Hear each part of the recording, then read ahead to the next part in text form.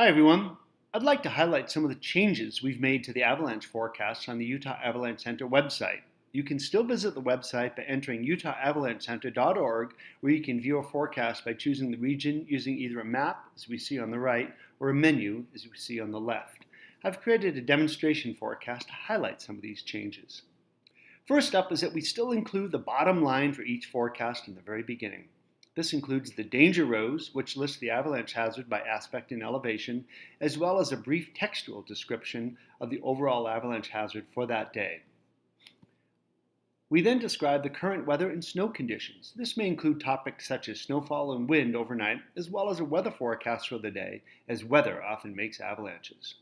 We used to have a category known as recent activity, and we've changed that name simply to recent avalanches, as it reflects recent avalanche activity, typically from the previous day, but it may also include notable avalanches from several days prior.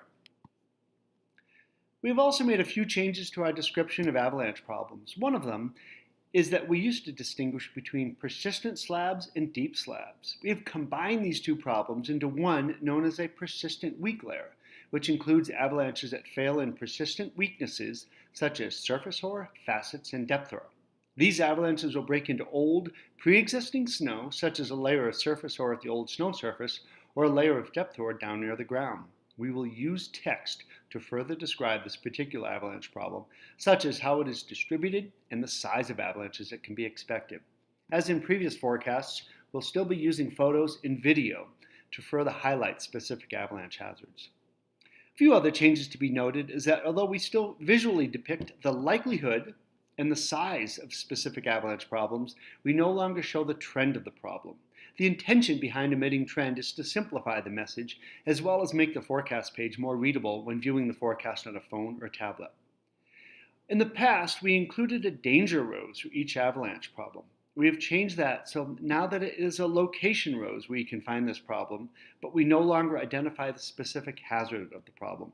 For example, this persistent weak layer can be found at the mid and upper elevations on slopes facing west, north, and east, but we no longer identify a specific hazard such as moderate, considerable, or high for this persistent weak layer. In the previous forecast page, the weather forecast was listed at the end of the forecast. We now describe the weather forecast as mentioned under the weather and snow category, but we may include a longer-term forecast if relevant under additional information. As mentioned, one of the goals of the new forecast page was to make it seamless when viewing the page on a laptop, desktop, or on a mobile device such as a tablet or a phone. As I make this smaller, you can see this would be the view on a phone.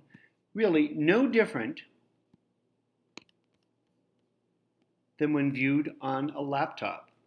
So whether you're reading this new forecast in front of your computer or on a phone, we hope you find the updated forecast page useful for your planning and decision making this coming winter.